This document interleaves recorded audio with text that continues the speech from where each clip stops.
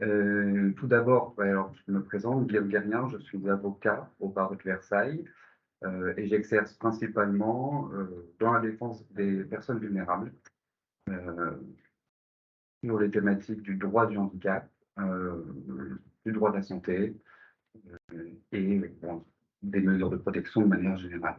Alors, tutelle, curatelle, souvent souvent on nous dit, enfin, on a l'image, d'une perte de contrôle, c'est-à-dire que la mesure va être confiée à un tiers.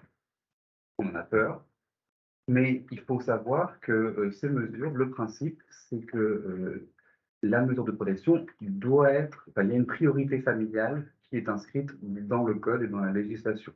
Donc si, à un moment donné, vous estimez que l'un de vos proches a besoin d'être protégé, il ne faut pas avoir peur d'engager ce genre de procédure parce que, le principe, c'est une priorité familiale. Cette priorité familiale, en revanche, elle peut être combattue par le juge, elle peut être réfutée par le juge pour 2 motifs.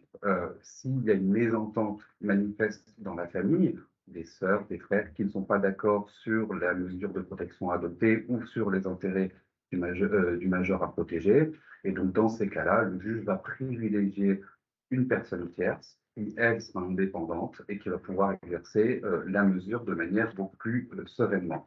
Et deuxième cas où effectivement le juge va privilégier, une personne tierce, c'est, le cas où, bah, la famille ne se sent pas capable d'assurer la mesure de protection.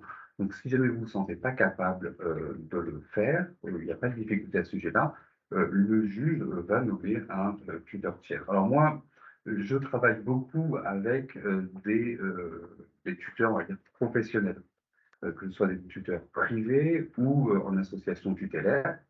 Et j'ai une excellente estime de leur travail.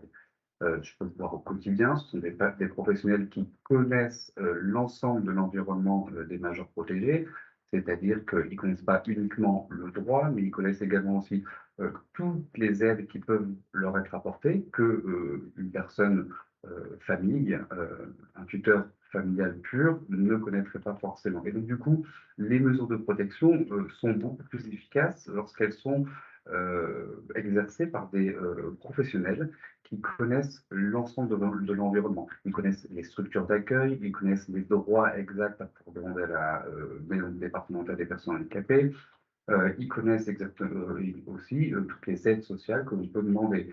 Et lorsqu'ils reçoivent, le dossier de la part du juge, tout de suite, ils font un bilan, et un état patrimonial, par exemple, de la personne à protéger, et immédiatement, s'il y a des aides auxquelles la personne a droit et qui n'ont pas été, demandées, ils vont faire la demande. Donc il peut y avoir, une architecture, autour de la personne à protéger qui peut être rapidement mise en place justement pour la protéger et pour lui permettre après, heu, de, de mieux vivre et d'être au mieux dans sa vie, personnelle et gagner, petit à petit en autonomie. Heu, c'est la mesure les mesures de tutelle curatelle, ce sont vraiment des mesures destinées à protéger les personnes. Il ne faut pas voir ça comme des mesures de contrainte.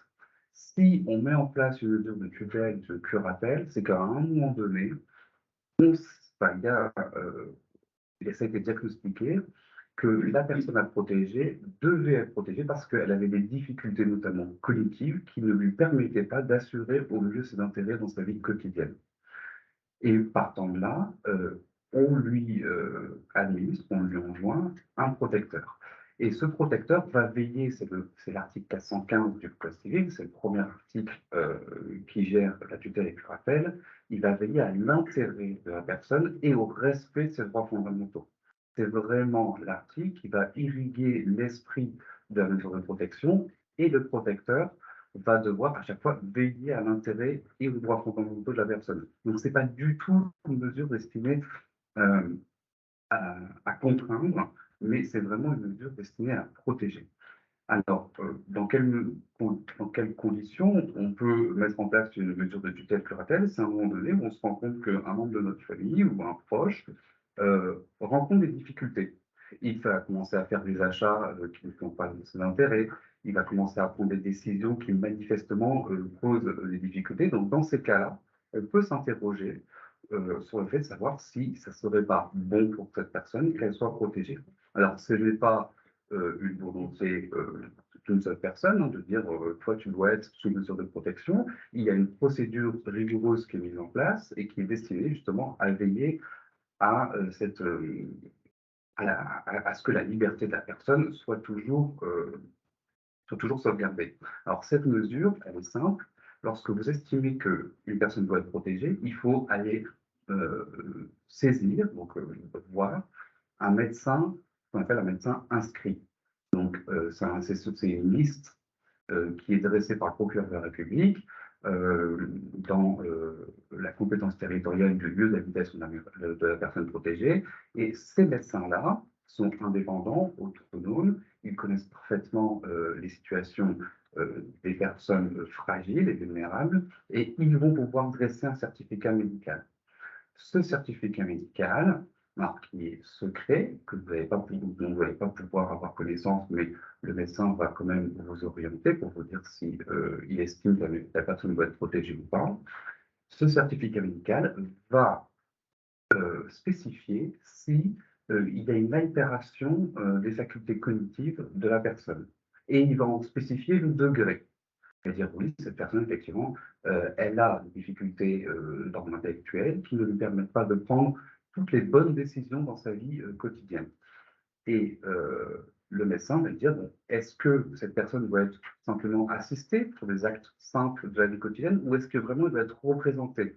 C'est-à-dire qu'on va devoir prendre sa place pour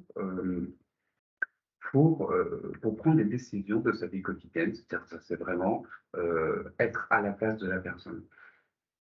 Avec ce certificat médical-là, vous l'adressez au juge des tutelles, du territoire où demeure la personne protégée, avec une requête. Alors cette requête, c'est un nom barbare, mais concrètement, c'est aussi un CERFA que l'on trouve très facilement sur Google. On tape «requête juge des tutelles», sur Google et vous tombez sur un CERFA. Ce CERFA-là, vous le remplissez, vous joignez le certificat médical et vous l'adressez au juge. Le juge va faire une instruction du dossier, il va entendre la famille, il va entendre la personne protégée, et ensuite il va rendre un jugement. Ce jugement, ça va être, j'estime qu'il n'y a pas de nécessité de le placer sous protection, ou ça va être au contraire de, ben voilà, cette personne-là a besoin d'une protection, et je vais décider de placer soit sous tutelle, soit sous curatelle. Alors, il y a plusieurs mesures de protection. Il y en a 3 qui sont principales et dont vous avez sûrement déjà entendu parler. Il y a tout d'abord la sauvegarde de justice, ensuite il y a la curatelle, il y a la tutelle et enfin il y a la tutelle. Ce sont 3 degrés de protection différents. La sauvegarde de justice, elle est faite uniquement en réalité dans le temps de l'instruction du dossier pour permettre de prendre des actes urgents et rapides pour protéger la personne. Euh, Elle est limitée à 1 an, qui peut être renouvelable à 1 an si jamais l'instruction du dossier prend un peu plus de temps, mais c'est vraiment une mesure simple où le protecteur n'a pas beaucoup de pouvoir, il a juste un pouvoir de surveillance de la personne protégée. Mais ensuite, il y a donc du coup la curatelle et la tutelle. Alors la différence, c'est que en matière de curatelle, le protecteur va assister la personne. Assister, ça veut dire faire avec. C'est-à-dire que la personne à protéger, elle veut acheter une maison, par exemple, elle ne pourra pas le faire sans que son curateur signe également le document pour les actes qui sont importants. Donc, on va qualifier les actes en fonction d'actes d'administration, d'actes de disposition. Par exemple, en curatelle, tout ce qui est des actes d'administration, c'est-à-dire les actes simples de la vie quotidienne, acheter une baguette de pain, ce genre de choses, on va pouvoir le faire sans son curateur. En revanche, pour les actes qui sont importants, ouvrir un compte en banque, faire des virements bancaires de sommes importantes, investir sur par exemple, des placements financiers euh, souscrire un bail d'habitation ou acheter une maison, ce genre d'acte important, la personne protégée ne pourra pas le faire sans l'assistance de son curateur. Quelle est la conséquence? La conséquence, c'est que si la personne protégée fait ces actes sans assistance de son curateur, on pourra en solliciter l'annulation. Là est l'intérêt de la mesure. Parce que justement, une personne qui va être protégée peut parfois prendre des décisions financières pour elle-même qui ne sont pas du tout dans son intérêt. Et si c'est pas dans son intérêt et qu'il y avait un curateur et qu'elle devait avoir l'assistance de son curateur, si ça n'a pas été fait et que c'est manifestement pas dans son intérêt, on doit pouvoir remonter l'annulation. Donc, c'est vraiment une mesure qui va permettre de protéger. La tutelle, c'est un peu la même chose, sauf que, à la différence, c'est que la personne protégée n'a pas à signer. C'est le tuteur qui signe à sa place. Donc, il représente, il est à la place de curatelle, il est avec, en tutelle, il est à la place de.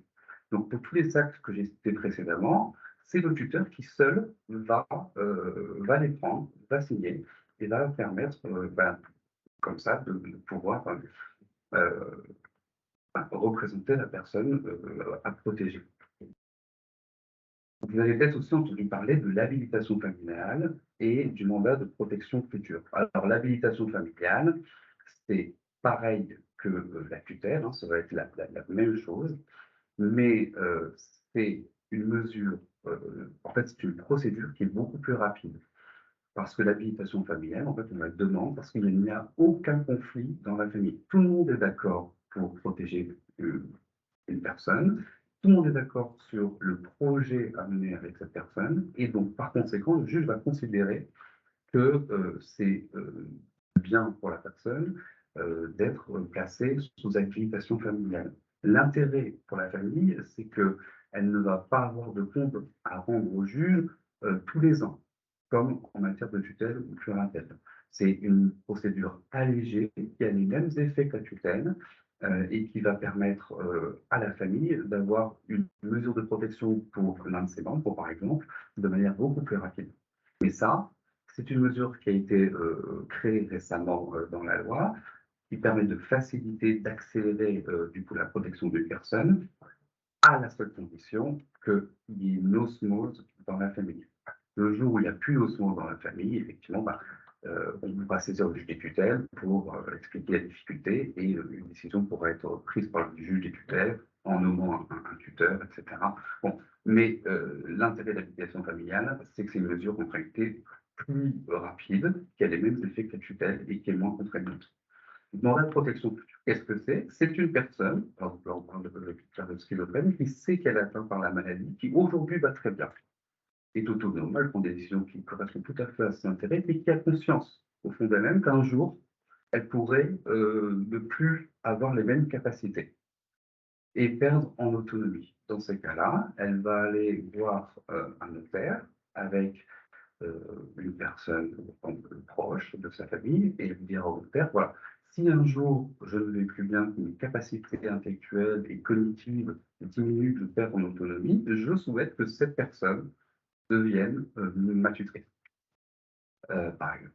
Et le jour où cette personne-là de confiance constate qu'il commence à avoir des difficultés, c'est tout simple, elle ira voir un médecin inscrit sur les listes du procureur, les mêmes médecins dont j'ai fait référence tout à l'heure. Et ce médecin-là dira oui, effectivement, les capacités intellectuelles de cette personne diminuent. Et avec ce mandat de protection future, elle ira transmettre le mandat plus le certificat médical au juge de tutelle qui certifiera l'habilitation familiale pour justement entamer une mesure de protection. Donc ça permet à la personne, à une personne qui sait qu'elle peut être fragile, d'organiser sa protection future par une personne dont elle a confiance, à laquelle elle a confiance. Donc ça peut être très intéressant. L- la tutelle et la curatelle, c'est un accompagnement à la protection. Donc je l'ai dit, c'est d'une part sur les biens, mais ça peut être aussi d'autre part sur la personne. Donc là, on parle d'accompagnement sur la personne, c'est uniquement dans les mesures de tutelle. Quand on parle, la curatelle ne correspond que aux biens financiers, euh, sur les biens qu'on appelle les biens matériels. Par exemple, le logement. Lorsque on doit changer de logement, lorsque le restaurateur doit absolument signer et être actif dans ce changement de logement. Il doit résilier le bail ou vendre l'ancien logement. La personne sous protection ne peut pas le faire toute seule. Et ce qu'il faut bien comprendre, c'est qu'il y a toujours un organe qui veille à ce que la mesure se déroule bien, c'est le juge des tutelles. Dans plusieurs cas déterminés par la loi, donc notamment le logement, parce que c'est un exemple important et c'est vraiment le, le pilier central, c'est-à-dire que le protecteur veille toujours à ce que son protégé ait un toit sur sa tête et que toutes les factures soient réglées, etc. Mais par exemple, pour le logement, on ne peut pas vendre, résilier un bail sans demander préalablement l'accord au juge des tutelles. Voilà. Donc la mesure de protection, c'est un accompagnement sur les biens, par exemple, là j'ai cité le logement. Sur la personne, c'est aussi un accompagnement. Alors c'est plus délicat parce que la loi, elle est un peu ambiguë. Dans le sens où, si vous avez déjà lu des jugements de placement sous tutelle, il y a une phrase un peu type qui dit que la personne protégée est représentée par son tuteur, sur ses biens, on en a parlé, mais aussi pour tous les actes relatifs à sa personne.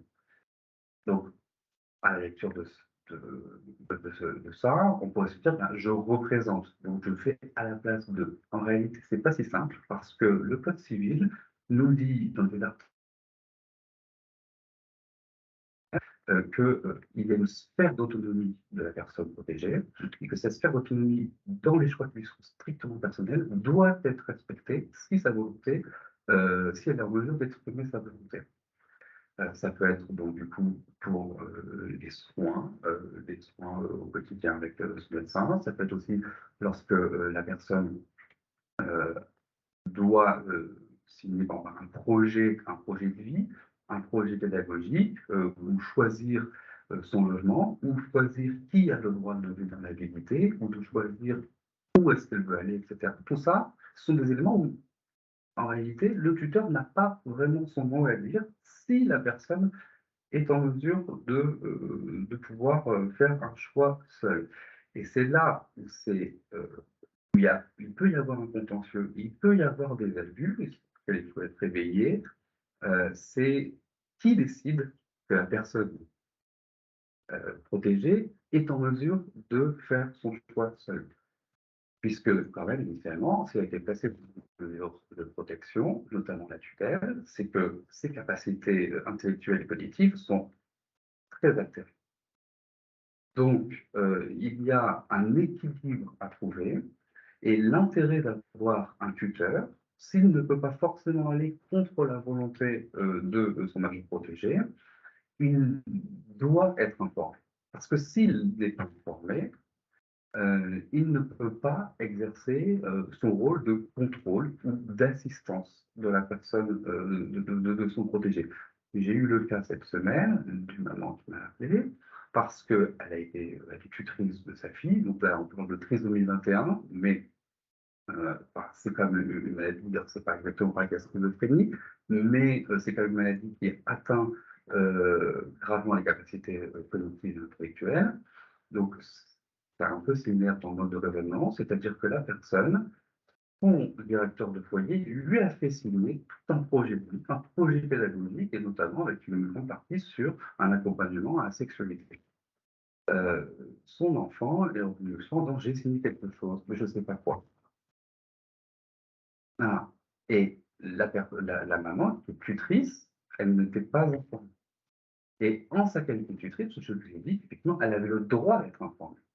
Parce que si elle n'a pas le droit de s'opposer, elle a quand même le droit d'être informée. Et si elle se rend compte que son enfant prend des décisions qui, un, manifestement, ne sont pas dans son intérêt, ou deux, qu'elle n'avait pas les capacités intellectuelles pour faire un choix libre et éclairé, ce sont les deux termes clés, eh ben, on a la capacité soit de saisir un médecin pour justement que le médecin dise si la personne à protéger peut librement et de manière éclairée, prendre une décision sur les thèmes qui lui sont demandés, ou si elle ne le peut pas. Et s'il y a une difficulté, justement, le tuteur qui est alerté peut saisir le juge des tutelles pour justement qu'il tranche une difficulté s'il y a une difficulté. Donc c'est ça qui est important dans les mesures de protection, c'est que le tuteur, tout ce qui est la sphère personnelle de son protégé, il ne va pas forcément choisir et faire à sa place, mais il a un rôle important dans le sens où il a le droit, il a le devoir d'être informé. Et donc il va pouvoir réagir. Donc ça, c'est important et ça va permettre justement de protéger la personne pour veiller à ses intérêts dans un ensemble, voilà, essayer de trouver un bon équilibre entre toutes ces difficultés. Alors, pour finir un peu sur le protecteur, si on est dans une mesure de tutelle simple, il faut savoir que le protecteur rend des comptes au juge de tutelle tous les ans. Annuellement, il rend un compte de gestion. Et également, le juge des tutelles, alors je fais juste, le juge des tutelles, s'il est informé de certaines difficultés, peut interpeller le tuteur et lui demander des comptes. Il peut demander au tuteur, qu'il soit professionnel ou familial, de lui faire un rapport sur certains faits dont le juge aurait connaissance. Donc, c'est important de constater, d'être rassuré sur le fait qu'il y a toujours un pilier central qui est le juge des tutelles qui va pouvoir contrôler, prendre des bonnes décisions dans l'intérêt du majeur protégé. Ce qui est important, c'est que pour le juge des tutelles et même pour le protecteur, c'est de s'assurer que les intérêts fondamentaux de la personne soient toujours respectés. Donc voilà, donc j'ai terminé sur le petit laïus que je voulais vous faire sur tutelle, curatelle avant d'entamer la formation pour laquelle je suis venu. Peut-être pour scinder, ça peut être intéressant que vous me posiez vos questions tout de suite si vous en avez sur sur ce thème-là. Oui. Alors, je suis collaboratrice de ma sœur qui est la fin du non. Oui, j'entends bien. On entend bien, mais j'entends pas bien.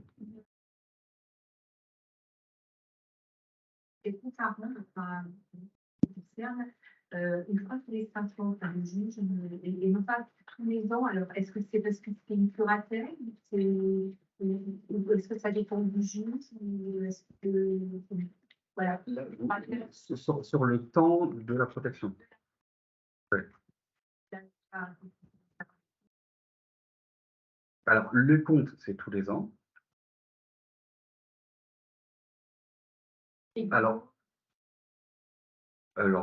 Moi, ce que je sais, c'est que techniquement, c'est tous les ans. Maintenant, si le juge vous dit tous les 5 ans, parce qu'on est en curatelle simple, vous obéissez à ce que vous dit le juge, parce que le juge, dans son jugement, peut décider un peu ce qu'il veut dans l'intérêt de la personne. Ce qu'il faut savoir, c'est que le juge, en fonction de la gravité de la perte d'autonomie de la personne protégée, va fixer la mesure soit pour 5 ans, soit pour 10 ans.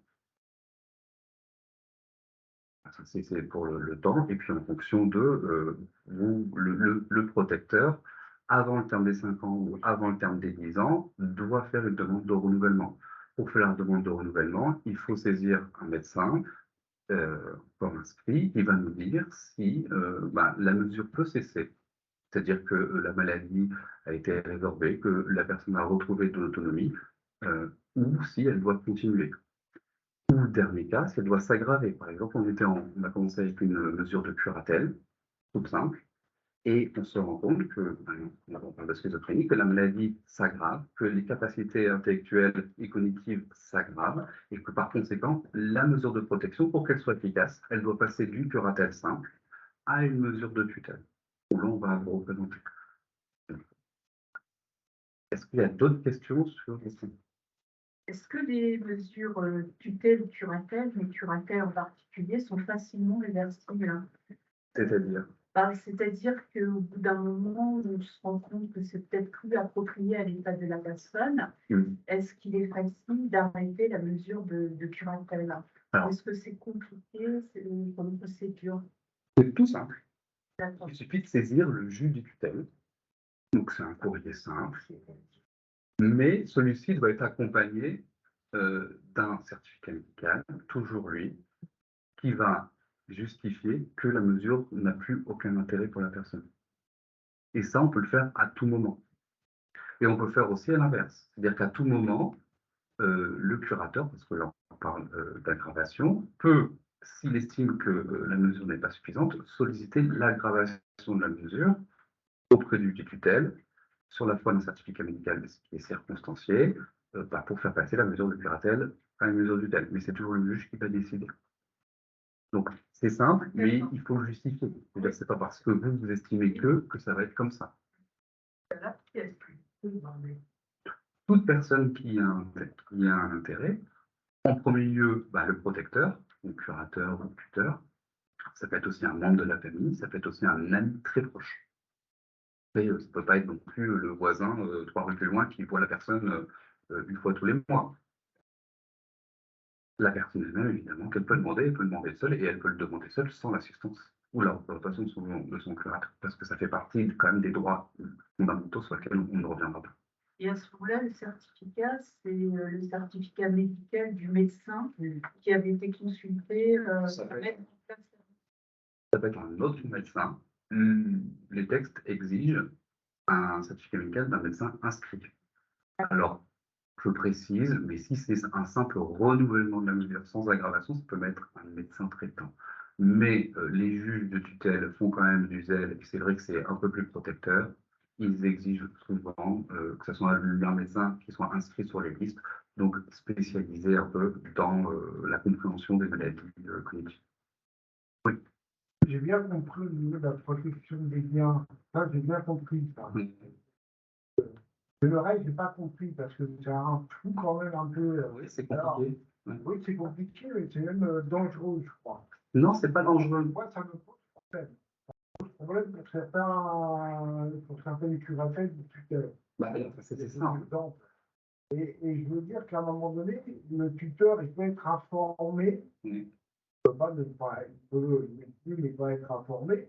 Il peut être formé dans certains trucs, pas formé dans d'autres. Ça veut dire que c'est pas forcément la notion de tuteur, c'est quand même quelqu'un qui tient.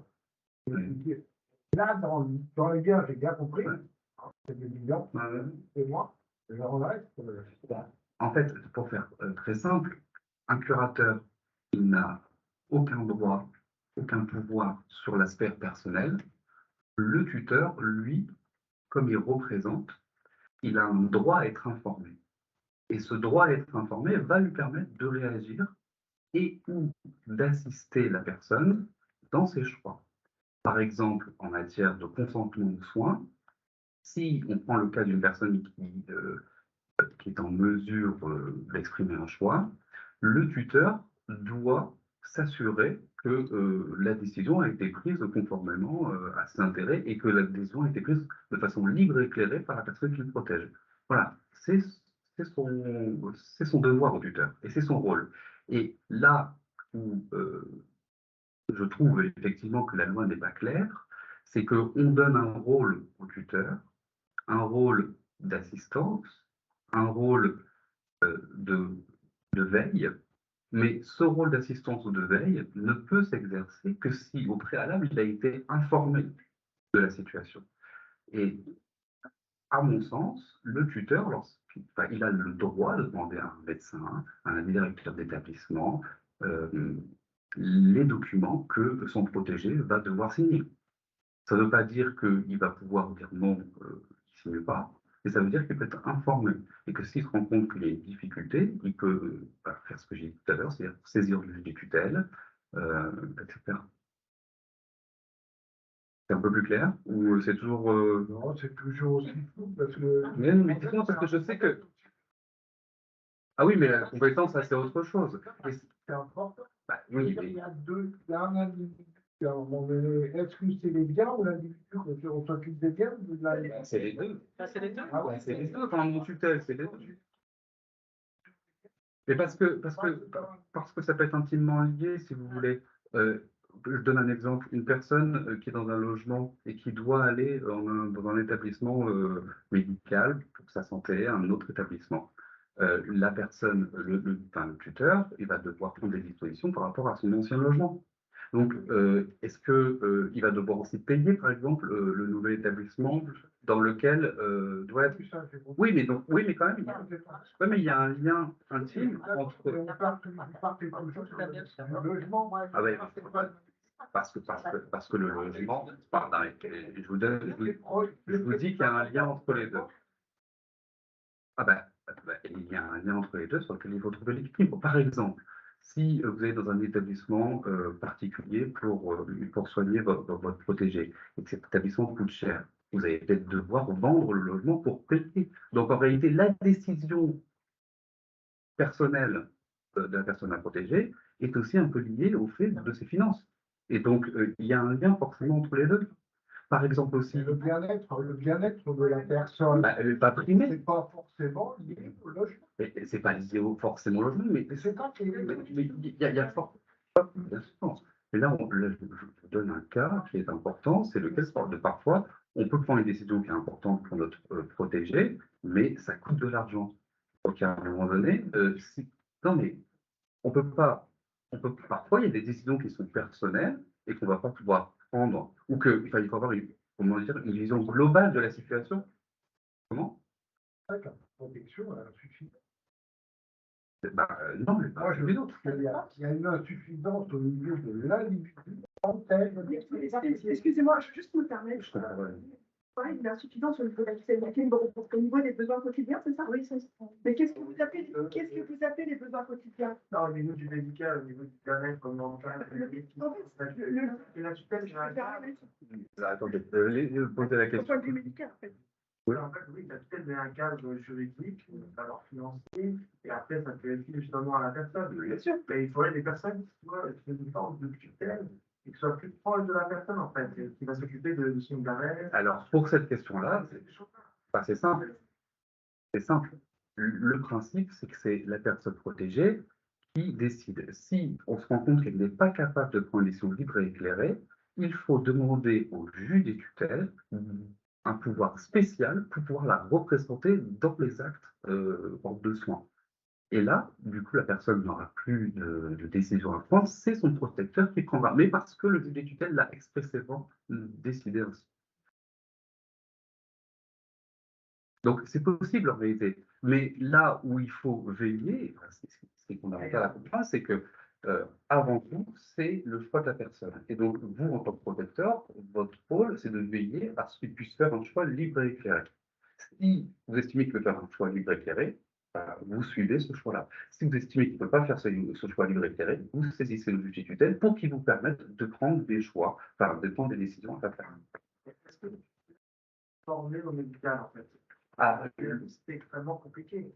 Alors, les tuteurs professionnels ont une obligation de formation toute l'année, formation continue sur tous les domaines. Et c'est ce que je disais en introduction. Moi, j'ai une bonne estime des tuteurs professionnels parce que justement, ils connaissent l'environnement global dans lequel baignent les personnes protégées. Et donc, du coup, ils ont une bonne connaissance du médico-social, ils ont une bonne connaissance de l'ensemble, et ils ont plus de connaissances que parfois un monde de la famille classique. Enfin, un monde de la famille classique va se former tout seul. Je veux dire, quand la problématique arrive, on se renseigne. Mais si à un moment donné, on n'est plus capable, ça peut être intéressant de demander à un juge, que ce soit un tuteur tiers, un tuteur professionnel, qui prenne la suite. Ouais. Parce que lui connaît bien. On peut obliger un malade de se mettre sous curatelle contre son gré. Alors, oui et non. Oui, parce que si il y a un certificat médical circonstancié d'un médecin inscrit qui dit qu'il va être placé sous curatelle ou sous tutelle, et que le juge le décide ainsi, c'est constitutionnel. Et non, dans le sens où si jamais il ne souhaite pas et que le certificat médical circonstancié dit qu'il n'a pas besoin de mesure de protection, eh bien, on ne peut pas le forcer. Et d'ailleurs, le juge ne l'autorisera pas. Mais on ne peut pas l'obliger à aller voir un médecin. Et c'est pour cette raison. Oui, on ne peut pas l'obliger, mais après, il y a des astuces qui sont mises en place par les médecins pour essayer justement de venir à des moments où la personne est présente. Il n'y en a pas, les médecins. Excusez-moi. Moi, j'ai appelé les médecins, il n'y a pas un qui est sorti à la nuit. Eh ben, Il n'y a pas. moi, je connais qui se sont déplacés de domicile, qui se sont Bah, j'aimerais déplacés en chambre d'hôpital et qui, justement, discutent, etc., avec la personne et établissent leur certificat médical, effectivement, sans que la personne se rende compte que c'est pour ça. Oui, mais il faut que la personne soit hospitalisée. Bah, il faut que la personne soit là au moment où le médecin, effectivement, est. Ben, le voir. C'est clair, mais c'est une grande Non, c'est difficulté. pandémie, il ne veut pas se faire hospitaliser, il dépense un prix de monstre. Mm. Donc là, ça ne va pas le faire, donc il faudra le mettre sur Curatelle ou Tutelle, mais il refuse d'aller voir un psy pour avoir ce certificat. Très bien. Bah, dans ces cas-là, vous avez peut-être aussi, il faut être habile, dans le sens où il faut expliquer cette situation à un médecin qui soit inscrit, pas un psychologue ou un psychiatre classique, hein, un médecin qui soit inscrit, ils sont souvent psychiatres. Il faut aller voir un médecin, lui expliquer la situation et organiser, par exemple, quelque chose à votre domicile, au même moment où les deux sont présents. À son domicile? Ah non, pas pour le vôtre, si jamais il Non, mais veut pas. je n'ai pas de contact avec lui. Alors, dans ces cas-là, la dernière solution, c'est de saisir le procureur de la République et de faire un signalement au procureur de la République. Lui va pouvoir prendre des mesures collectives et imposer, du coup, qu'un médecin, voilà, il va pouvoir lui-même saisir un médecin qui va aller voir votre fils, etc. Si toutes les mesures, on va dire, de bon sens ne fonctionnent pas, le dernier recours, c'est le signalement au procureur de la République. Vous expliquez dans votre signalement les difficultés que vous rencontrez, les difficultés que votre fils rencontre de manière objective. Et voilà, il fait telle et telle chose qui sont manifestement contraires à son intérêt. Il ne veut pas aller voir un médecin. Je pense qu'une mesure de protection est intimement nécessaire et je vous demande de prendre les mesures. Vous envoyez ça par recommandé au procureur de la République qui prendra ses dispositions. D'accord. Ok. Et ça demande combien de délai pour avoir le retour voilà, parce que si pendant la procédure c'est long et que la personne recommence son de manière considérée, donc ça se Alors la question c'était, oui non mais je sais, je répète pour la dame, c'est dans quel délai le procureur de la République va statuer, va mettre en place. Il n'y a rien qui est écrit dans le texte. Donc très clairement, ça va dépendre de l'urgence, ça va dépendre de la manière dont vous écrivez votre courrier, ça va dépendre de ça. Le procureur peut faire ça très rapidement en 24 heures, comme il peut mettre plusieurs mois. Après là, c'est du concret, c'est-à-dire que si le procureur, au bout d'une semaine, vous n'avez pas de nouvelles et que ça devient très très urgent, il faut absolument, enfin, il faut saisir d'autres moyens. Par exemple, ça peut être les forces de l'ordre, ça peut être d'autres choses au quotidien. Et ouais. Est-ce que l'avocat, lui, peut faire accélérer les choses par exemple? Ce qui est pratique avec les avocats, c'est qu'on a accès effectivement directement au service du procureur, on peut aller toquer à sa porte, on connaît son greffe, on sait où il est, et donc du coup on peut l'alerter et relancer, et ça peut faire évidemment accélérer. Mais ce qui va faire accélérer le tout, c'est vraiment l'effet objectif que vous avez présenté dans votre courrier de votre signalement. C'est pas simplement un courrier, c'est un courrier, et le mieux, c'est qu'il soit justifié par des éléments financiers, ça peut être un extrait de compte bancaire. Quand on a accès au compte bancaire, parce que si la personne n'est pas sous tutelle ou curatelle, on n'a pas accès au compte bancaire. Oui, On n'a pas accès. je sais bien, mais c'est la difficulté. Mais d'un autre côté, c'est toujours est-ce qu'on peut contraindre ou pas quelqu'un? C'est quand même, sur le principe, c'est que c'est une personne qui est libre, qui est responsable, qui est autonome et qui fait ce qu'il veut de sa vie. Voilà, mais justement, il faut le signaler, il faut expliquer où est le danger, pourquoi il est en danger. Et le procureur, si ça l'alerte suffisamment, il va mettre en place ce qu'il faut. Mais il faut vraiment, oui, il faut agir. Et c'est vrai que là, on est dans la limite, un peu dans la zone grise du droit qui n'est pas prévue par les textes. Il y a d'autres questions? C'est formidable. Avec la rapide, est-ce que le fait d'avoir cette note qui est curateur ou jeune, c'est un coût financier pour les familles? Non. Alors, ça n'a pas de coût. La mesure familiale est gratuite. C'est-à-dire que le protecteur, si c'est le père, la mère, etc., le principe, c'est la gratuité. Pour parler, vous dissocier ceux qui relèvent de la famille, oui. Et le professionnel. Et le professionnel, ça va être en fonction du patrimoine de la personne.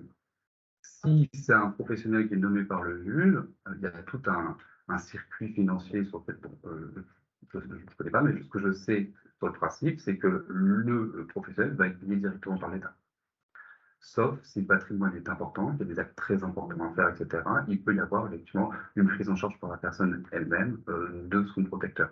Et ça, c'est dans le cas où le patrimoine est important et les actes à faire sont importants. Sinon, il est payé par l'État.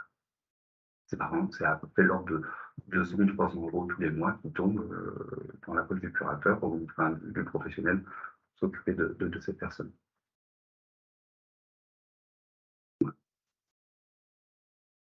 Alors non, c'est ce que je disais initialement. Si le protecteur est issu de la famille, c'est gratuit. C'est la gratuité qui s'impose. Oui, non, mais c'est une excellente question parce qu'il y en a qui s'estiment que je suis protecteur et donc du coup je prends du temps pour telle personne, donc du coup je dois être rémunéré et donc du coup, enfin, etc. Ça ne marche pas comme ça, c'est interdit. C'est strictement interdit. Et si le juge des tutelles le sait, c'est une cause de révocation de la mesure de protection et que la mesure de protection soit confiée à quelqu'un d'autre. Alors, est-ce que vous avez d'autres questions?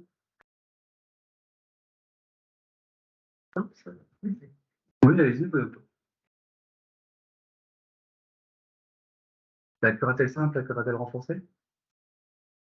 La curatelle renforcée, en réalité, se rapproche, c'est la même chose que la tutelle en matière de biens. C'est-à-dire qu'il va y avoir une représentation de la personne pour les actes pour les actes de disposition, c'est-à-dire pour les actes importants, pour les actes relatifs aux biens qui sont importants. Je reviens sur le plan parce que comment dire, c'est, voilà, on comprend facilement, l'image est bonne, c'est-à-dire que vraiment, là, il va y avoir une représentation, c'est-à-dire qu'on va pouvoir faire l'acte sans la signature du protégé, seul.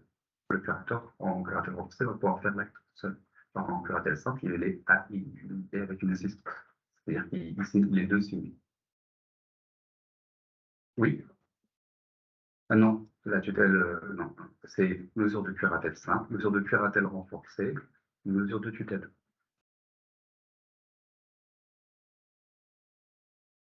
Alors, sur la formation qui me concerne, je voulais faire d'abord un rappel parce qu'il y a sur les aides possibles auprès de la maison départementale des personnes handicapées et notamment en matière de schizophrénie, donc il me semble important parce qu'il y a une modification de la loi et un ajout dans ce qui peut être pris en charge par la prestation de compensation du handicap, qui est le besoin de soutien à l'autonomie. Si vous avez des personnes qui, donc schizophrènes notamment, parce qu'on parle de ça aujourd'hui, euh, qui bénéficient d'une prestation de compensation du handicap, mais qui date d'il y a quelques mois, quelques années, ils peuvent aujourd'hui demander un renouvellement par une modification de leur prestation de compensation du handicap euh, avant le terme, en disant que la loi a été modifiée et qu'ils souhaitent une nouvelle évaluation de leurs besoins. Donc ça, ils peuvent le faire dès aujourd'hui sans attendre le terme de leur précédente mesure, prestation de compensation du handicap. C'est important parce que ça leur permet d'obtenir plus de droits, plus d'aide et de les aider au quotidien dans leur développement. Alors, qu'est-ce que c'est que la prestation de compensation du handicap?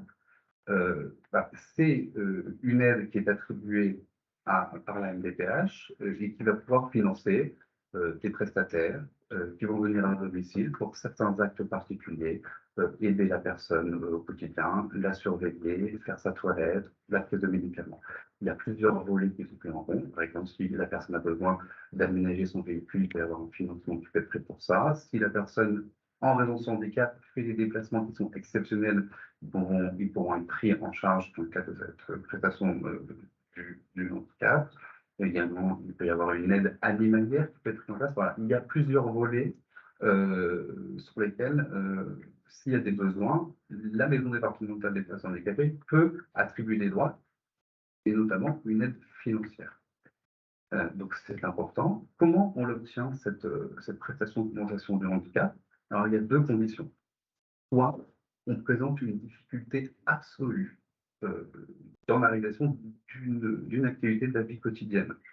Donc, c'est soit sur sa mobilité, son entretien personnel, la communication, sur les tâches exigeantes générales, sur les relations avec autrui. La difficulté absolue, c'est une activité qui ne peut pas du tout être réalisée par la personne seule et sur laquelle, y compris si elle est stimulée par une personne tierce. C'est-à-dire qu'il y a une impossibilité de le faire. Donc ça, c'est une première condition. Et la deuxième condition, si jamais on ne remplit pas la première, c'est de présenter au moins 2 difficultés graves dans les sphères euh, des- euh, dans la réalisation de ces activités. Une difficulté grave, c'est une activité réalisée difficilement et de façon altérée par rapport à une activité habituellement réalisée. Parce qu'il faut savoir, c'est que pour la MDPH, il y a 3 types, enfin, la vie personnelle, les activités du quotidien sont distinctes entre 3 types. La première, c'est les activités personnelles, c'est-à-dire la toilette, c'est-à-dire s'habiller, c'est-à-dire se déplacer, ça. Il y a le deuxième, c'est la vie sociale, interagir avec les autres. Et la troisième, c'est la vie professionnelle.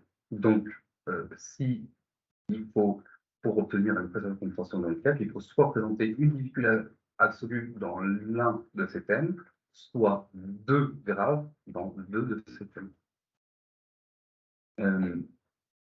Donc, le contenu de la prestation de compensation en handicap, ce sont des aides humaines, des tuteurs, des aides techniques, des aides spécifiques et exceptionnelles, et ou des aides animalières.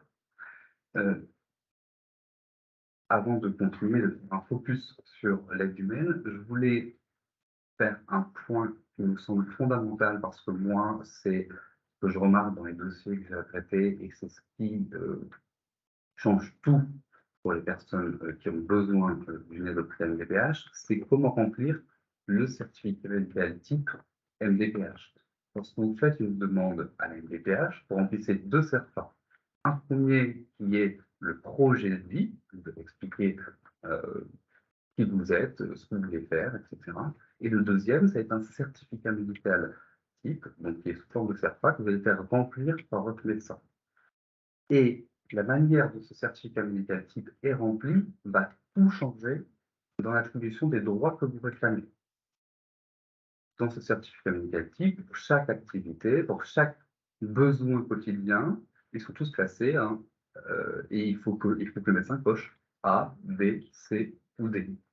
A, c'est je peux faire l'activité toute seule, on prend le temps de s'habiller, je peux m'habiller toute seule.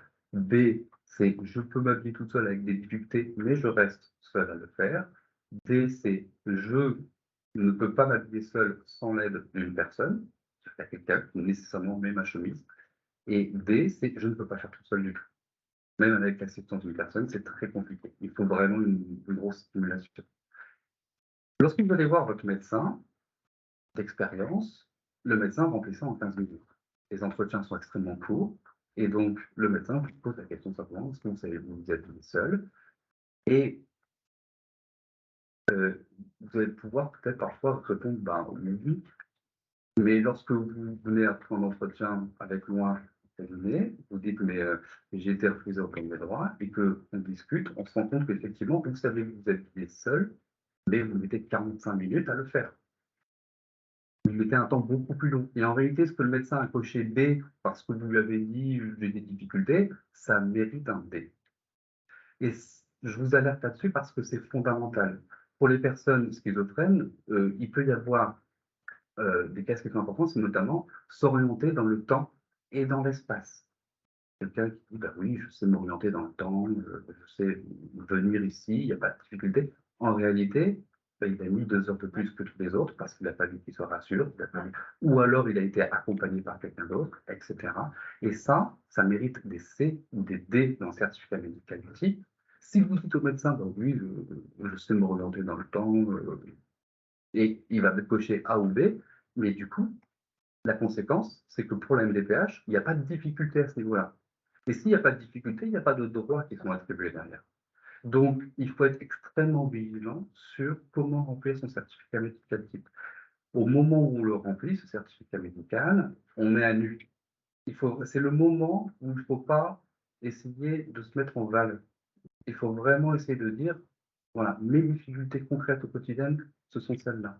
Il ne faut absolument pas hésiter à aller, enfin, à aller vers ce qui est la réalité, ce qui est difficile pour vous.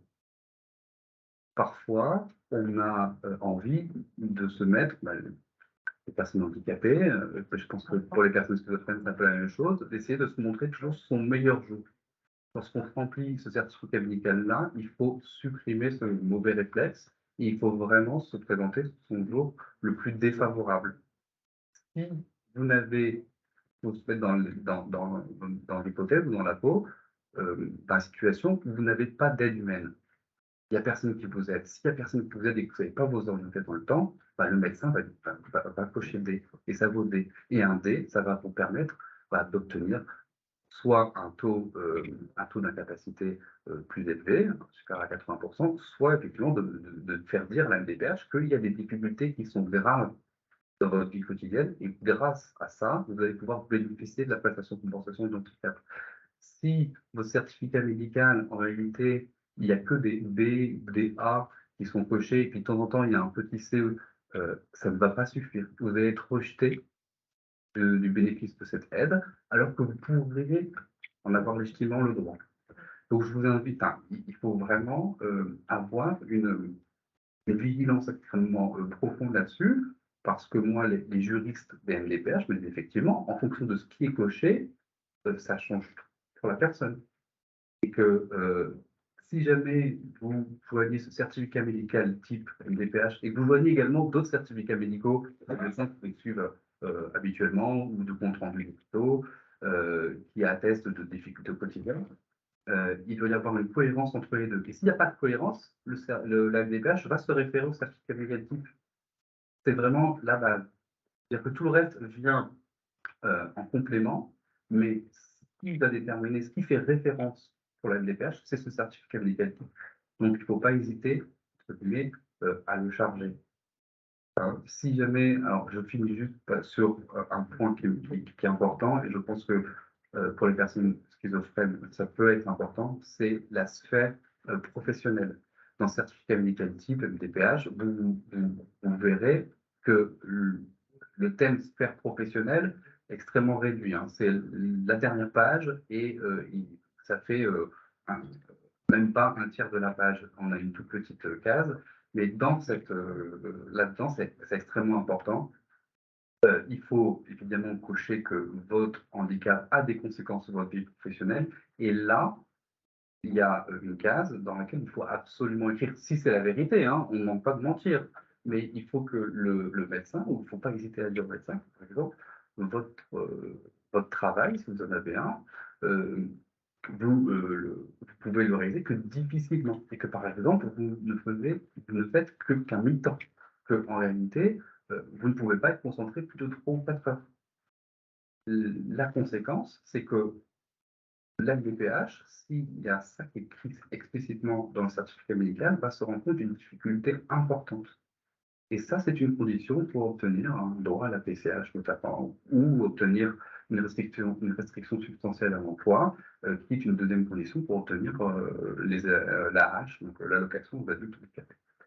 Donc, voilà, je voulais faire absolument cette parenthèse longue sur ce certificat médical parce qu'il est fondamental et c'est lui qui ouvre tout. Alors, j'ai vu qu'il y avait une question, peut-être on va la plus maintenant, oui. Ça reviendra. Bon, très bien. Alors, l'aide humaine, donc les besoins qui sont pris en compte, ça c'est important parce que, par exemple, faire des courses n'est pas un besoin qui est pris en compte dans le cadre de la PCH. La MDPH n'accordera pas de droit à la PCH si votre seul besoin c'est de faire les courses. Si vous avez ce besoin-là parce que vous n'êtes pas capable, ou que la personne schizophrène n'est pas capable de faire ses courses seule, ça peut être pris en charge, mais par le conseil départemental. Il faut savoir, parce que parfois, on va faire cette demande de PCH sur la commission départementale des personnes handicapées, on va se faire rejeter et ça crée beaucoup de frustration, alors qu'en réalité, vous avez mal dirigé votre demande. Donc, ce qu'il faut bien comprendre, c'est que sur l'aide humaine, ce qui est pris en compte, ce sont les besoins pour les actes essentiels de l'existence, les besoins de surveillance, les frais supplémentaires liés à l'exercice d'une activité professionnelle, et une aide à la parentalité si la personne a des enfants. Et enfin, ça fait aussi ce focus sur la PCH, et que depuis le 1er janvier 2023, il y a le besoin de soutien à l'autonomie. Alors, le besoin de soutien à l'autonomie, il faut savoir que c'est cumulable avec les temps d'aide au titre des actes essentiels de surveillance, donc qui étaient de 7 heures, donc plus 3 heures. Avec, voilà. Le condition d'attribution du besoin d'autonomie. Alors, c'est attribué aux personnes présentant un ou plusieurs altérations de facultés mentales, cognitives ou psychiques. Donc, c'est pour ça que j'en parle aussi, c'est parce qu'on est dans le cadre de la schizophrénie et on rentre dans ce cadre. Donc, ça apprécie au regard de l'hypersensibilité, de l'anxiété, du stress et au contexte, et des conséquences dues aux altérations des fonctions dans différentes situations. Planifier, organiser, exécuter des activités, interagir avec autrui, traiter des informations sensorielles, c'est-à-dire difficulté à identifier une douleur, à évoluer dans certains environnements. Tout ça, avant le 1er janvier 2023, ce n'était pas tout qu'on parlait de MDPH. Très difficilement. Et on avait énormément de difficultés avec ça. Parce que ce n'était pas dans les textes. La MDPH, pour faire simple, lorsqu'elle avait une demande de prestation compensatoire, elle se référait à ce qu'on appelle l'annexe 2.5 du Code de l'action sociale et des familles, et puis elle déterminait les besoins, et en fonction de vos besoins, il y avait un certain nombre d'heures qui étaient attribuées.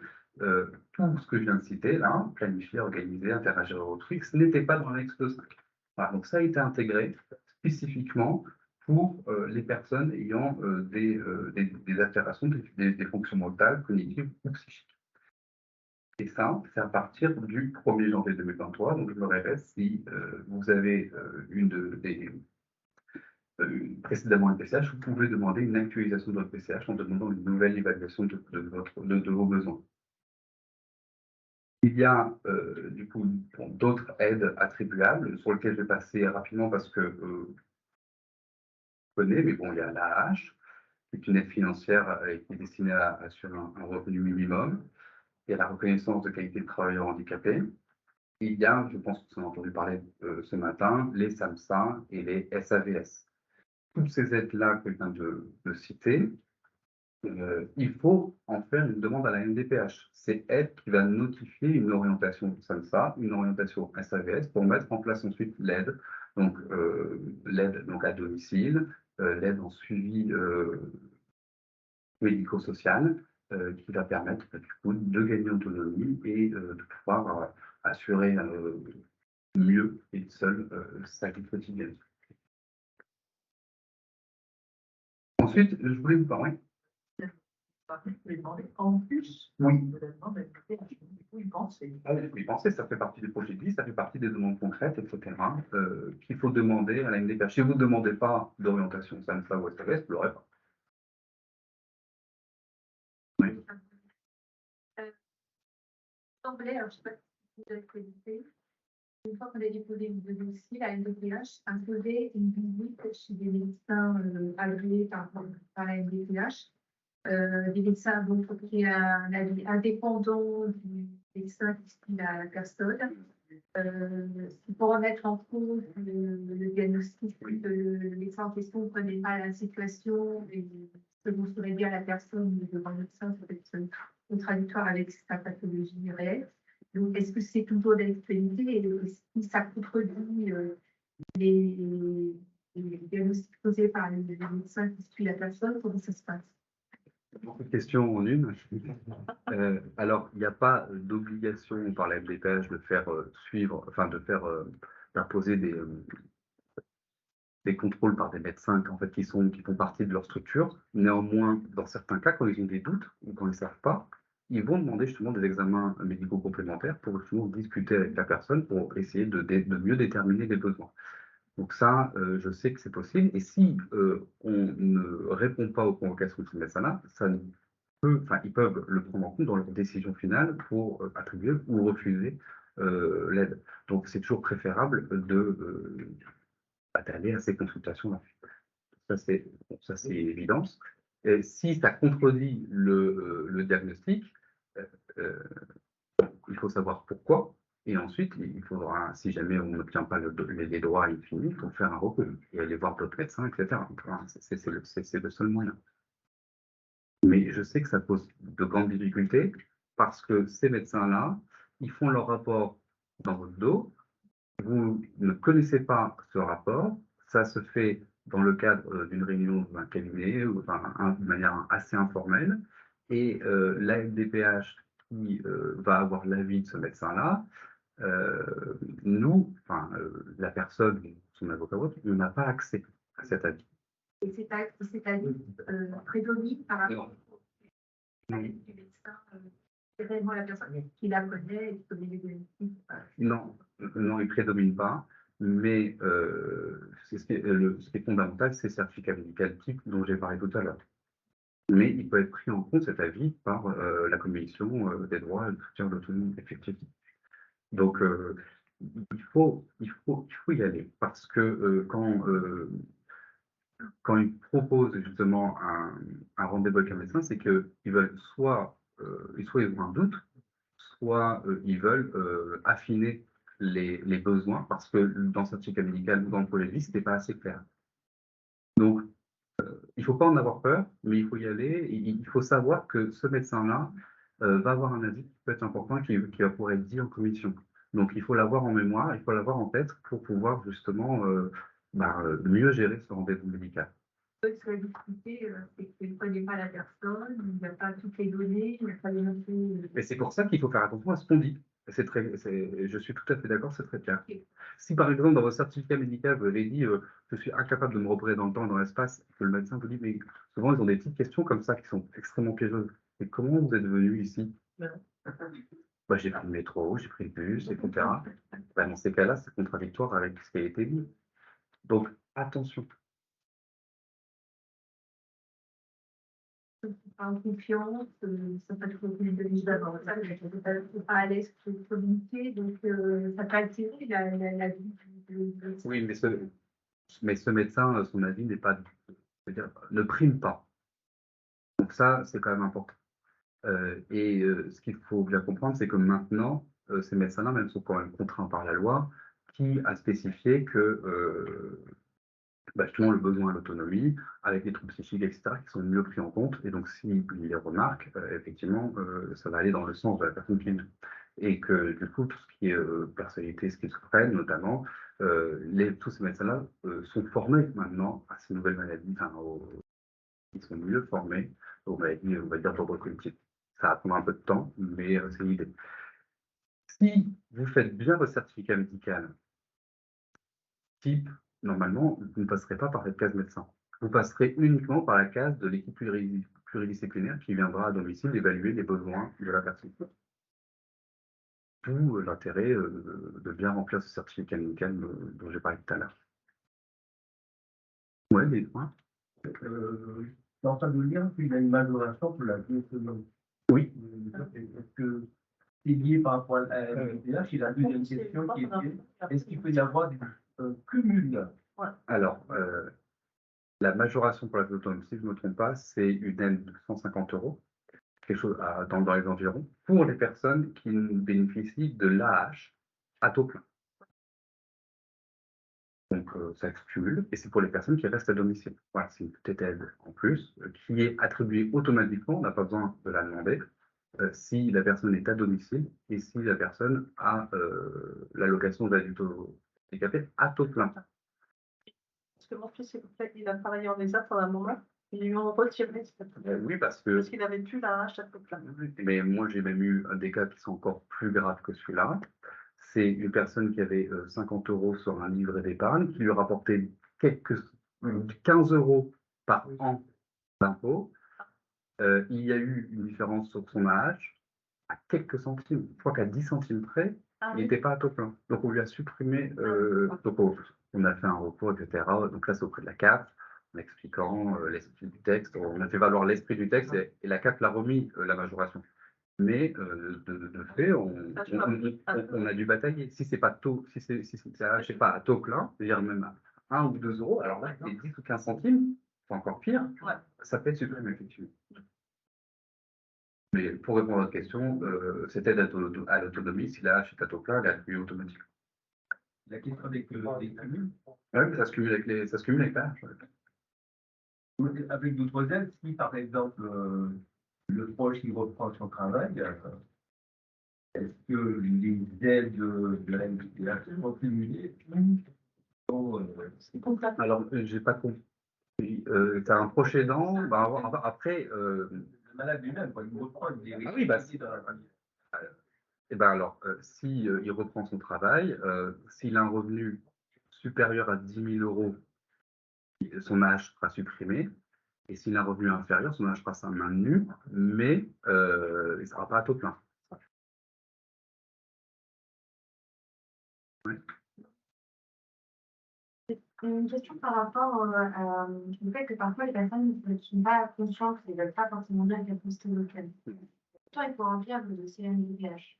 Est-ce qu'il y a nécessité d'être marqué schizophrène par un médecin ou est-ce qu'on peut décrire les symptômes ou les délires factuellement sans mettre le mot schizophrénie qui fait un peu peur pour la personne qui est malade? Est-ce que ça passe dans ce cas? Ou est-ce qu'il faut vraiment que le médecin mette voilà, un diagnostic précis Le médecin, lui, est tenu de remplir le certificat médical. Et dans le certificat médical, la première question, c'est quelle est la maladie. Donc, très clairement, si on ne met pas la cause de la maladie, les conséquences qu'on va décrire, on se demande d'où elles viennent. La MDPH a besoin de savoir d'où elles viennent. Elles ont besoin de savoir si c'est en raison d'un accident. Si on ne parle pas de schizophrénie là, mais il peut y avoir, voilà, c'est un accident qui a causé des troubles. Ils ont besoin de savoir si c'est une maladie, ils ont besoin de savoir d'où ça vient. Parce que la MDPH, elle connaît du coup, enfin, elle connaît bien les maladies, elle sait aussi quelles sont à peu près les conséquences de ces maladies. Et même parfois, si vous oubliez des conséquences, ou si vous mentionnez des conséquences de cette maladie et que vous n'arrivez pas à bien justifier, la MDPH sait que pour certaines maladies, les conséquences sont celles-là. Donc, c'est une aide. Le fait de savoir d'où ça vient, très clairement, c'est une aide pour la personne. Donc, il faut savoir essayer de passer outre ou essayer de savoir filouter. Mais de toute façon, le médecin ne peut pas remplir son certificat médical s'il ne répond pas à la première question, quelle est l'origine du handicap? Voilà, c'est une évidence. Sinon, il va y avoir un médecin qui va, dans tous les cas, la MDPH, à un moment donné, sera informé. Donc, et si vous voulez faciliter l'obtention de droit, il vaut mieux lui dire. Parce que la schizophrénie, on connaît les conséquences. Pas une MDPH. On connaît la gravité, etc. Et donc, si vous avez noté, tout va être cohérent. Oui, dites-moi. Je peux déposer une demande auprès de la MDPH pour un droit en particulier. Et la MDPH peut modifier un instant. Et en fait, la CAC va calculer, va se baser sur les revenus de la personne. Et refuser. Ah oui, la hache, il y a la hache. Alors, c'est la MDPH qui fixe les droits et c'est la CAF qui paye. Ça peut être aussi le conseil départemental en fonction des votes. Mais la hache, si vous l'avez, par exemple, fixée pour 10 ans, 5 ans, ou même à titre indéfini si la maladie n'est pas susceptible d'évolution, vous l'avez ce droit. Et donc, du coup, le jour où vous en aurez besoin, il va s'activer. Si, si vous n'y avez pas de droit financièrement, bah voilà, vous n'avez pas de droit. Mais le jour où vous en avez besoin, en tout cas, il sera actif. Si on vous l'accorde pour 10 ans, vous travaillez pendant les 3 ans, et dans 3 ans après, vous êtes licencié ou vous perdez en autonomie, vous ne pouvez plus avoir votre travail, automatiquement, la hache va s'activer. Donc voilà, c'est pas parce que l'MDPH dit que vous avez le droit à la hache que demain vous avez les 900 € sur votre compte. Ça dépend d'autres conditions qui sont des conditions financières. Il faut faire une distinction entre le droit et la finance. Oui, dites-moi. C'est pas obligé, madame n'est pas obligée de dire ça comme oui, c'est interdit par la loi. J'ai pas, au moment où une personne qui est handicapée, qui est schizophrène,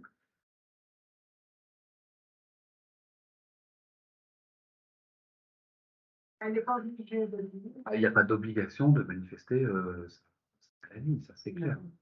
Hein, c'est un droit qui est personnel, il y a un secret médical. Si on ne veut pas le dire, on ne peut pas le dire. Enfin, il n'y a pas d'obligation. Bah, après, ça dépend ça dépend de ce qu'on veut. Hein. Si on veut vraiment cet emploi et qu'on sait que pour les personnes handicapées, c'est plus facile d'y accéder, bah, on peut mieux le dire et spécifier sa maladie. Si on veut un emploi et on sait que sa maladie va pouvoir être un frein, on est en droit de ne pas le dire. Ça va dépendre vraiment de cas par cas et de ce que vous voulez, enfin, de ce que la personne veut pour elle-même. Enfin, la CAF, c'est un peu différent. Comme c'est de la finance, on va vous attribuer des droits et ensuite, peu importe la maladie, peu importe le handicap. Donc, mais après, je suis d'accord avec vous, c'est compliqué le milieu du travail avec la maladie, quelle qu'elle soit, notamment quand on a une RQTH, une reconnaissance d'égalité. Alors, ça peut être source de discrimination. Dans le sens où vous spécifiez votre RQTH, vous spécifiez votre maladie. Alors, on va vous refuser le poste, on ne dira jamais que c'est pour ça, mais on va trouver une autre excuse. Donc, on sait ça. Est-ce que l'avancée de droit, justement, ne doit pas aller vers des entreprises plus inclusives, justement? Ouais, bien sûr que si, il y a des orientations vers des entreprises beaucoup plus inclusives pour les personnes handicapées. Justement, il y a toute une partie qui est faite pour eux. Ça, c'est clair. Et il faut faire la demande aussi à la MDPH pour notamment prendre des orientations en ESAT, ce genre de choses, spécifiquement pour les personnes handicapées, où là, la maladie ne sera pas du tout prise en compte. Au contraire, c'est même le critère pour entrer dans ces entreprises-là. Vous avez même des entreprises qui sont adeptes enfin, voilà, et même qui vont dans un certain parcours pour inclure des personnes handicapées. Donc il faut se renseigner au préalable, dire moi j'aimerais bien aller là et faire la demande. Est-ce que vous avez des pistes, justement? Alors, c'est-à-dire L'organisme, effectivement, qui peuvent les financer. alors, Dans ce sens. souvent c'est les ESAT. Après, moi, c'est pas Est-ce que Pôle emploi, par exemple, vous aide suffisamment de visibilité pour pouvoir aider l'insertion de ces... Non, parce que ce qu'il faut savoir, c'est que quand même, sur tous ces établissements un peu spécialisés, il y a souvent la nécessité d'une notification préalable à MDPH. Mais pour vous, à ce stade, c'est d'essayer de définir, de définir, oui, quelle entreprise vous souhaitez.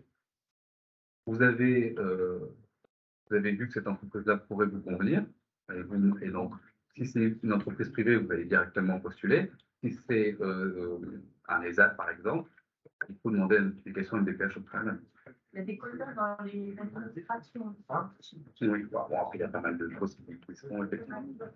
Et même dans les entreprises, techniquement, hein, les entreprises supérieures à 20 ou 50 salariés, ils doivent avoir 6% de personnes handicapées. Donc, ça, c'est un autre débat, c'est plutôt du droit du travail. Oui, dites-moi.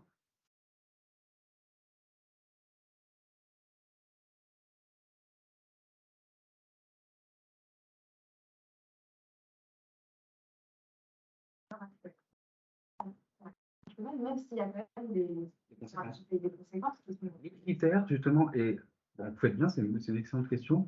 Beaucoup de personnes, on va dire handicapées, mais j'inclus dedans, n'indiquent que leur maladie. Et puis, ils vont verser à la MDPH toute la liste des maladies dont ils souffrent, uniquement, ou les soins qu'ils font. Ça n'intéresse pas la MDPH. La MDPH, ça les intéresse pour savoir d'où vient la maladie, effectivement, mais ce qui va les intéresser, ce sont les conséquences de cette maladie au quotidien. S'il n'y a pas de conséquences, il n'y a pas de droit. Et donc, c'est vraiment, c'est pas grave si, si les soins ne font pas commencer. Au contraire, c'est ce qu'il faut se rendre compte, c'est on a un handicap, on a une perte d'autonomie. Cette perte d'autonomie a des conséquences dans notre vie quotidienne, concrètes, hein, c'est très concret. Hein, c'est s'habiller, se laver, manger, couper ses légumes, aller aux toilettes, sortir, interagir avec autrui, gérer sa sécurité, etc. Donc, c'est vraiment du concret de chez concret. Et c'est ça qui va intéresser. Et c'est ça qui va vous accorder des droits. Alors, Euh, je voulais vous faire un petit point sur la liberté d'aller et venir du majeur protégé pour le choix du logement et après le choix du médecin et de l'établissement de santé. Ça me paraît important, je vais faire ça rapide, mais c'est en fait c'est un droit fondamental de la personne notamment qui est protégée, qui est sous tutelle qui va pouvoir être libre dans ces choix-là. Et ça, il faut vraiment garder ça à l'esprit lorsque vous rencontrez une difficulté. Il faut garder que sur les aspects vraiment personnels, c'est-à-dire le choix d'habitation, le choix de voir telle ou telle personne, le choix de se déplacer, le choix de choisir un médecin, le choix de faire certains soins, le principe reste la détermination personnelle et le choix de la personne qui est protégée en tutelle. C'est fondamental parce que parfois on peut avoir justement des difficultés avec des médecins ou des directeurs d'établissement qui vont imposer des mesures. Euh, il faut vraiment se rappeler toujours de ce principe-là, que c'est la personne qui choisit pour elle-même et que dans toute la mesure du possible, on doit respecter ce choix-là. La seule cas où on va pas respecter ou en faire une entorse à ce principe, c'est si la personne se met manifestement en danger. Si elle se met manifestement en danger, on va pouvoir prendre un choix qui est contraire à sa volonté, mais la jurisprudence est extrêmement claire, il faut vraiment que ce soit l'ultime recours. Alors, les décisions relatives à la liberté de se déplacer, par exemple, sont envisagées comme des actes personnels. Il est donc fondamental de toujours rechercher la volonté du majeur protégé, parce que je parle de ça. Pour le choix du logement, donc c'est un libre choix de son lieu de résidence. La personne est toujours libre de choisir son lieu de résidence et d'en changer.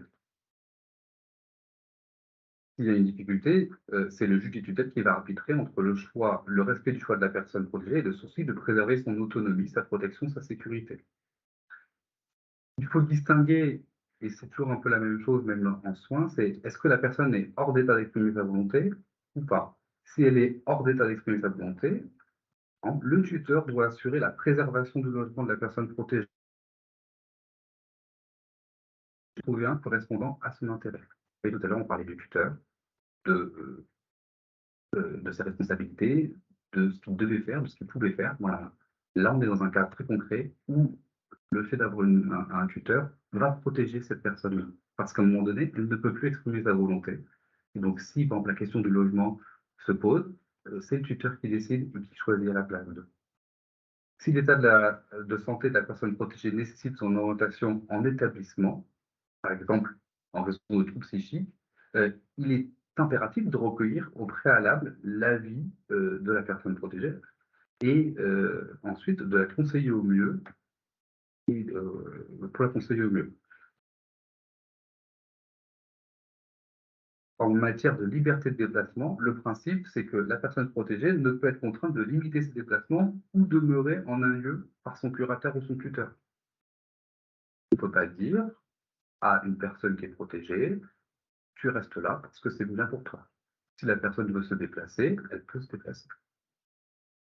Ça, c'est important parce que parfois, voilà, on peut être une personne, on va dire, en EHPAD, même schizophrène, etc., qui veut se déplacer, qui veut aller voir un proche, etc. Son tuteur ou si même le directeur de l'établissement refuse, ils ne peuvent pas en réalité. Hein. Et il faut garder ces principes-là en tête et savoir les rappeler aux personnes qui refusent. Si vous avez un ami qui est schizophrène et qui souhaite vous voir, il faut rappeler au tuteur et au directeur d'établissement, s'il refuse de déplacer, que la personne choisit en réalité. Et ça, il faut savoir le rappeler. Alors, il faut savoir le rappeler par mail, etc. Normalement, la situation devrait être débloquée juste en rappelant le principe. Et si jamais ça ne se débloque pas, bah, il faut saisir le juge tuteur en disant voilà, moi, mon ami souhaite me voir et on n'arrive pas à organiser ce déplacement parce qu'il y a une obstruction abusive de la part de l'auditeur. Donc, c'est important de se rappeler toujours de ces principes. Si par exemple, alors là, c'est ce que je disais tout à l'heure, mais il y a une confrontation entre l'aspect personnel et l'aspect patrimonial. Il y a un lien direct toujours notamment sur la liberté de se déplacer. Parfois, il faut déterminer l'impact d'une décision patrimoniale sur la décision personnelle. C'est l'exemple de l'acte relatif à l'achat d'une voiture. Cet acte peut entraîner des conséquences sur la liberté d'aller et venir en fonction du refus ou de l'acceptation du tuteur ou du curateur d'acheter cette voiture. Le tuteur ou curateur va prendre cette décision aussi en fonction des ressources de la personne. Donc, il n'existe pas de grille de décision, il y a toujours une vigilance à apporter sur les décisions patrimoniales, qui ne doivent pas être envisagées comme des décisions ultra techniques, mais comme des décisions à caractère personnel, dépendantes de la volonté du majeur protégé, dans le respect des principes. Et dernier point, parce que je vois que le contact, c'est ça. Je voulais faire un peu de focus sur, parce que j'ai souvent entendu, notamment en matière de schizophrénie, des difficultés avec le choix du médecin et de l'établissement de santé. Et donc, je ne vais pas rentrer dans les cas particuliers parce que ce sont des cas particuliers à chaque fois, ça dépend vraiment des relations des personnes, mais mon rôle aujourd'hui, c'est de vous rappeler les principes et que vous les ayez en tête pour pouvoir les rappeler si jamais à un médecin qui prendrait, qui ferait abus d'autorité ou à un directeur d'établissement ou à toute personne qui prendrait une décision qui n'est pas conforme à l'intérêt de la personne par exemple schizophrène, ou que la personne schizophrène qui ne peut ne pas être sous mesure de protection, pouvoir lui dire ton droit c'est celui-là. Et n'hésite pas à le dire au médecin, notamment si je ne veux pas cet médecin-là, mais j'en parle. Alors, le principe général et quand même quelques exceptions. Le principe, c'est que tout malade dispose du libre choix de son médecin et de son établissement de santé. C'est clairement écrit, spécifié, dans le Code de la santé publique. Alors, je vous lis les 3 articles, comme ça vous allez pouvoir les entendre et les appréhender. Article L 1110-8, le droit du malade au libre choix de son praticien et de son établissement de santé et de son mode de prise en charge, sous forme ambulatoire ou à domicile, est un principe fondamental de la législation sanitaire. Article R 1112-16, le patient peut refuser de rester dans l'établissement dans lequel il a été admis en urgence, en signant une attestation de refus. Voilà. Article R 112-17, le patient peut choisir le service dans lequel il désire être admis, par exemple dans les disciplines comportant plusieurs services. Cette faculté peut être limitée en cas d'urgence ou de possibilité en ligne. Mais voilà, le principe, c'est que c'est la personne, voilà, le patient qui choisit. Il y a 3 exceptions, donc ça, il faut quand même le savoir. C'est ce qui peut vous opposer. C'est sauf l'urgence ou en cas d'insuffisance de place. L'établissement de santé peut refuser l'admission d'un patient s'ils n'ont pas assez de place, c'est normal. Dans les cas d'urgence, le patient ne dispose pas de cette faculté de choix. Le médecin chef de service peut prendre une décision d'admettre le patient dans un établissement ou de l'orienter vers un établissement plus adapté, mais ça, pareil, c'est s'il y a urgence médicale pour la personne. S'il n'y a pas d'urgence, on peut très bien décider qu'on ne souhaite pas être suivi par tel médecin ou tel établissement et en choisir un autre. Dès que la situation d'urgence ne fait plus d'obstacle, le patient retrouve sa faculté de choix. Voilà, ça c'est vraiment des principes. L'admission prise en charge financièrement par aide sociale. Alors oui, lorsqu'une admission est prise en charge par une aide sociale, là il y a quand même une limitation, puisqu'effectivement le bénéficiaire est limité aux établissements publics ou privés qui sont conventionnés par l'assurance maladie. Là, ça va de soi. Un focus sur la psychiatrie, qui rejoint un peu l'évaluation. Alors, c'est quand même le principe du libre choix des médecins et de l'établissement. Toute personne faisant l'objet de soins psychiatriques ou sa famille dispose du droit de s'adresser au praticien ou à l'équipe de santé mentale, publique ou privée, de son choix, tant à l'intérieur qu'à l'extérieur du secteur psychiatrique correspondant à son lieu de résidence. Et ce qui est important, c'est que le libre choix du médecin, y compris dans les cas de soins sous contrainte et hors contexte d'urgence, a été consacré par le Conseil d'État. 98. Donc ça remonte à loin.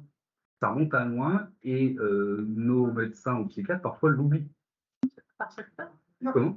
Et justement. C'est pas par un secteur que j'ai d'habitation. Alors, le principe, c'est qu'en réalité, pour un souci d'efficacité et de permettre à toute personne d'avoir accès à un médecin proche de son domicile, a été mis en place le principe de la sectorisation. Mais le Conseil d'État a clairement dit que ce principe-là n'était pas supérieur au libre choix du patient dans le choix de son médecin, de son établissement de santé. Le patient peut choisir autre médecin ou autre secteur de son choix. Et ça, c'est supérieur. À condition qu'il y ait de la place dans le lieu. Oui, après, il y a autre chose. Mais voilà, c'est le principe. Il y a un médecin qui vous dit, vous ne pouvez pas changer parce que vous êtes sectorisé, c'est lui. Mais vous dites non. Mais lorsque vous avez une altération mentale et que vous vous dirigez vers un établissement parce que vous avez cette altération mentale, excusez-moi, maître, l'établissement ne peut pas, normalement, ne peut pas vous refuser l'accès. Sous prétexte de la sectorisation. Ils doivent accueillir. Mais ça, c'est en cas de crise, ça. Pas forcément. Il y a une fiche du ministère de la Santé en 91 qui a rappelé que le malade gardait la liberté de s'adresser à l'équipe de son choix dans les limites de l'habilitation de l'établissement et de ses possibilités d'accueil. Mais on peut effectivement aller dans un autre secteur, parce que c'est notre choix, parce qu'on se sent plus à l'aise pour X ou Y raison. Moi, j'habite le 77, on ne peut pas aller dans le Bah, oui, et s'il arrive à trouver. C'est parce qu'on vous fait prévaloir le principe de la sectorisation. Mais justement, je suis là pour vous dire qu'il y a un autre principe qui est le libre choix. Et vous avez les textes, vous avez la loi. Et c'est pour ça qu'il faut leur rappeler la loi. Les articles que je viens de citer, vous leur transférez. Vous leur transmettez. Article 112. Bah, je peux vous les répéter. Hein. Oui, on va me noter ça. Il y a des médecins qui recommandent ce changement. De toute façon, je vais faire une fiche que je vais joindre à la lettre de l'association pour que vous ayez l'ensemble des articles. Bon, ça sera plus simple. Mais simplement, vous tapez libre choix du médecin, code de la santé publique, même sur Google, vous allez tomber assez rapidement sur des articles. D'accord. Voilà, j'en ai terminé pour ce que je voulais vous dire. Est-ce que vous avez des questions autres? Oui, Déjà, il faut dire libre choix, on parle des personnes qui sont atteintes de schizophrénie. pour tout le monde. Pour tout le monde, c'est pour tout le monde. Pour tout le monde. C'est malade, oui, pour tout le monde. Ouais. Mais schizophrénie, c'est important parce qu'on parle de psychiatrie et psychiatrie des articles spécifiques. Voilà, alors que des psychiatres de l'hôpital, Sainte-Anne en l'occurrence, a dit non, donc il viendrait plus là, ça sera dans votre secteur. Eux-mêmes le disent. Et même Ils par ont peut-être secteur, pas il y a besoin que tout le monde revienne chez eux. c'est pas dit. Puis c'est dans le 77, il y a plusieurs services. Depuis quand il est malade, il va voir toujours le même psychiatre. Alors qu'il est là. Faut leur mettre On ne peut pas aller voir un autre psychiatre dans le même secteur. parce que vous n'êtes pas formé là-dedans. Il ne veut pas. Il ne veut pas parce que ce n'est pas son secteur. C'est la vie pour moi. Dans le 77, c'est un regroupement de pièces. Je cherche tel psychiatre, il ne peut pas aller le psychiatre de la liberté. Mais bon, moi j'ai un avis sur les médecins, mais c'est vrai que ce sont des personnes formidables, mais comme tout être humain, ils peuvent abuser un peu. Hein, quand on a un peu du pouvoir, on peut en abuser. Et donc, parfois on exagère l'intérêt de la personne, de son patient. On dit votre intérêt c'est ça, et c'est comme ça. Moi j'ai mon beau-frère qui est médecin et qui me dit qu'on lui a appris qu'un bon diagnostic c'était un diagnostic qui ne se contestait pas. C'est-à-dire que ce que dit le médecin c'est la vérité pour moi. Mais voilà, c'est un peu et c'est bon, et c'est pour ça aussi que je travaille dans cette matière-là, c'est pour combattre un peu ces abus-là et promettre la liberté, l'autonomie de la personne malade, quelle qu'elle soit, au centre. Et que si jamais ça se passe mal avec un médecin, elle a le droit de changer. Voilà ce que peu importe. Ce qui me paraissait important aujourd'hui de vous préciser. Et après, pour des cas particuliers, il faut savoir les traiter un par un avec leurs spécificités, etc. Je ne dis pas que c'est pas parce que vous allez transmettre l'article de loi à votre médecin psychiatre qui va obtempérer et dire oui, très bien. Les connaissances. Non. Mais après, rien ne vous empêche d'aller voir un autre médecin. Mais c'est toujours pareil.